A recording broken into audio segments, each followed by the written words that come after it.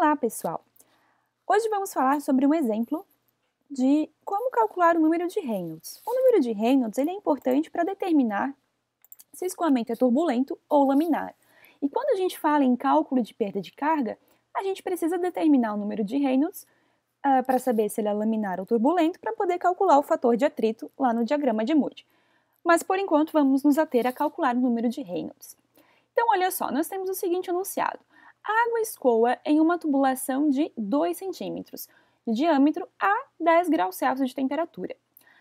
Para essa temperatura, busque os valores de viscosidade dinâmica e de massa específica.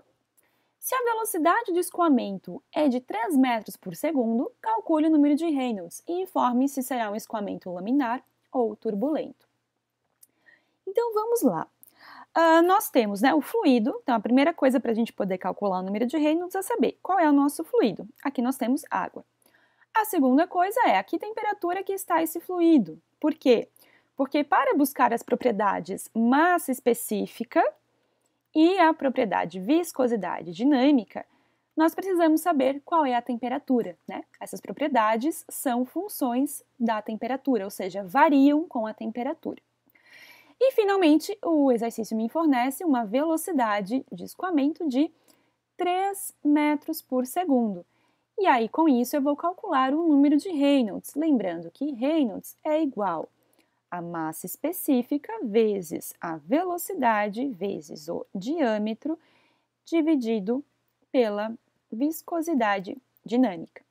Para saber se ele é laminar ou turbulento, a gente tem que, para tubulações, em tubulações circulares, se Reynolds for menor que 2.300, nós temos escoamento laminar. Se Reynolds for maior que 2.300, nós temos um escoamento turbulento. Alguns autores vão colocar aqui uma faixa de 2.000 a 2.300 que como sendo transição, ok? Então, vai depender de cada livro. Mas esse número 2.300, para lembrar, assim, é interessante, né? 2.300, maior que isso é turbulento, menor é laminar. Então, vamos começar encontrando essas propriedades, né? A gente tem lá na tabela de propriedades vários fluidos, isso vocês têm lá no material de vocês no ambiente virtual e para quem não tem, pode acompanhar aqui, pelo vídeo, Essa tabela é do livro de transferência de calor e massa, então também tem um livro lá na biblioteca para acompanhar. Então, olha só, a gente está falando de água, que é uma propriedade de água saturada, e nós vamos buscar a propriedade para água líquida, Afinal, a gente está falando de água escorrendo numa tubulação. Então, a primeira coluna que nós temos aqui, ela fornece a temperatura em graus Celsius. Então, aqui, ó, a 10 graus, que é o que nós queremos, é a terceira linha da tabela. Quais são as propriedades que nós queremos? Massa específica, ou densidade, a letrinha ρ lá do alfabeto grego, quilograma por metro cúbico. Como estamos falando de água, não de vapor, eu venho aqui no líquido. Então, para 10 graus Celsius, a minha massa específica é 999,7 quilogramas por metro cúbico.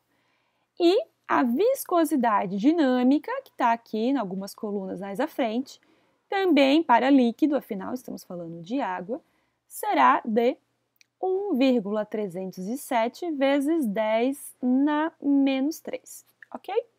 Então, nós já temos então esses valores aqui, Massa específica, então, será 999,7 quilogramas por metro cúbico e a minha viscosidade dinâmica será igual a 1,307 vezes 10 na menos 3. Esse 10 na menos 3 significa que está sendo dividido por 1.000. Então, olha só, a minha viscosidade dinâmica é a mesma coisa do que 1,307 dividido por 1.000. E isso aqui vai ser uma viscosidade dinâmica igual a 0,00, mais um zero aqui, não, 307, Dividir por 1000, a vírgula se deslocou, estava aqui, veio 1, 2, 3 casas para a esquerda, ok? Agora a gente vai substituir tudo ali na fórmula de Reynolds, né? Como é que eu calculo Reynolds? Então, meu escoamento aqui, lembrando Reynolds, né? Massa específica vezes velocidade vezes o diâmetro dividido pela viscosidade dinâmica. A massa específica, então, 999,7, a velocidade de 3 metros por segundo e o diâmetro foi fornecido como 2 centímetros. Eu tenho que lembrar o seguinte, olha, eu estou usando unidades de sistema internacional, então eu não posso deixar como 2 centímetros, eu tenho que passar para metros, né? 2 centímetros é igual a 0,02 metros. Tudo isso dividido pela viscosidade dinâmica, que nós já dividimos lá por 1000, 307. Resolvendo toda essa expressão, nós vamos encontrar o seguinte valor para Reynolds: 45.893.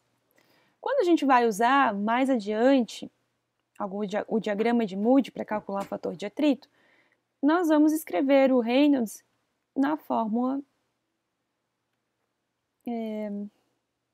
científica, né? Então a gente vai escrever ele aqui como sendo 10, né? Eu vou dividir isso aqui por 1, 2, 3, 4 casas. Então é 4,6, porque está arredondando, né?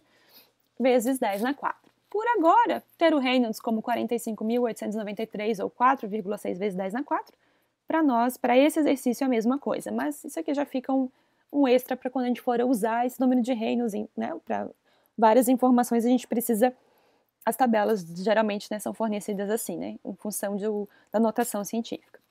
E lembrando que o Reynolds, né, então maior do que 2.300 é turbulento, é um escoamento, tá? Tá bem maior do que 2.300, portanto é um escoamento turbulento. Turbulento. Ok? Espero que tenha ficado claro. Se ficou alguma dúvida, deixe inscrito aqui. Bons estudos, pessoal! Até logo!